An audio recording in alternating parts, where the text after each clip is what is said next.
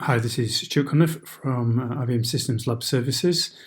In this latest video, I'm going to show you an example of using Ansible Tower and PowerVC to clone an on-premise LPAR or virtual machine, whether that be AIX, IBMi, or Red Hat. So this is the environment that we're going to be using. So I've got my Ansible Tower server on the left-hand side. I've got my IBM PowerVC VM running RHEL on power, which is connected to my HMCs, which in turn can see my power servers, and my PowerVC can also see my SAN fabric and my storage controllers.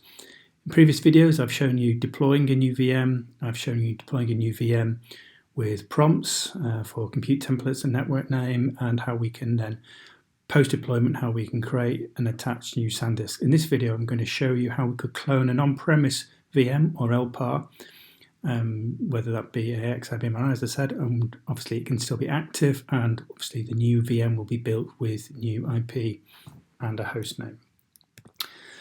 The workflow I'm going to use here, my playbook. My playbook will first of all call a command shell module where it will speak to PowerVC and do the cloning from the command prompt, and then it will build the new VM using the OpenStack modules OS server, for example. Obviously a lot more than is shown in these small snippets to complete the new build.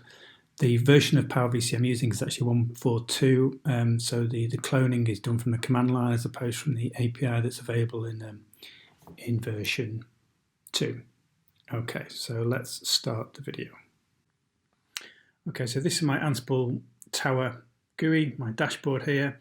If I look under my templates and I filter for clone, I have a template called on-prem PowerVC clone VM, which goes away and looks at a playbook in GitHub. If I launch that, it will prompt me for a couple of things. It will prompt me for the existing VM that it wants to clone, the name of the new VM, and which networks and what compute template I want to put it on. So if I look at my PowerVC, I can see I've got a virtual machine called SMC Test 1. This is an AIX box, but it could be IBMi, it could be Linux. If I look at my HMC, I can see SMC Test 1 there. So in the Tower playbook, I will say I want to clone SMC Test 1. I will say, well, let's just call this SMC, the new VM that I want to clone, called SMC Test 2. What networks do I want to place it on, and what compute template do I want? Well, I'm going to stick with my small compute template for this. So I'm going to click Next and launch that. This will go away to GitHub to get the latest version of my playbook, just in case I've changed it, and it will initiate the playbook against my clone. So the first thing it does, it goes away and creates a clone. So if I look on my PowerVC, I should see it capturing. Yep, I can see it capturing. And then if I look under my images, I can see that it's created an image. I've given it a random ID at the end, so we don't clash with any other images. So that image is already created, and it takes a few seconds within PowerVC. If I go back onto Ansible Tower now, it's moved on. It's now going to make sure that the new VM name I've given it doesn't exist. It goes away to check that it can get IPs from the IP pool that I asked it for. This is all using the OpenStack modules now within within Ansible. Sorry, it says I've got the ID of that new image that I've just created. I'm now going to start creating a new VM called SMC Test 2. I'm going to place it on the networks you asked for, and I'm going to use the image that I've just created, the clone of SMC Test 1, and I'm going to use this template. So the process it's used is going to clone SMC Test 1 to create an image. It's now using that image to go away and create SMC Test 2. So if we look back on PowerVC, we can see SMC Test 2 is starting to build, and then we see which created volumes, and it's going away and doing the actual clone. If we look on the HMC, we can see there you see SMC Test 2 has popped in as a profile, and that's carrying on working. So what I'll do at this point, I'll just pause the video for a few minutes while PowerVC goes and does the build.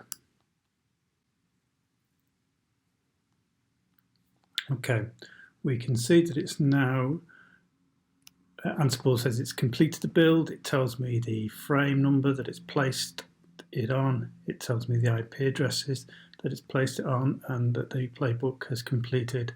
Okay, so if we go back onto PowerVC, yeah, we can see the deploy has just completed.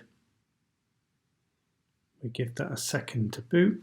We go and get the IP address, and we'll be able to SSH on to that new VM, that new cloned VM. Okay, that should have been long enough for the new VM to boot. HMC says it's running, PowerVC says it's active, but the RMC hasn't quite kicked in yet, which is fine. You'll see here that I did actually select the same VM size as test 1, but you don't have to. Obviously, you could have made it smaller or bigger, the clone VM, it doesn't matter. And obviously, we could have placed it on a different physical server should we wanted to as well. So let's just confirm the IP. And then we can try the SSH.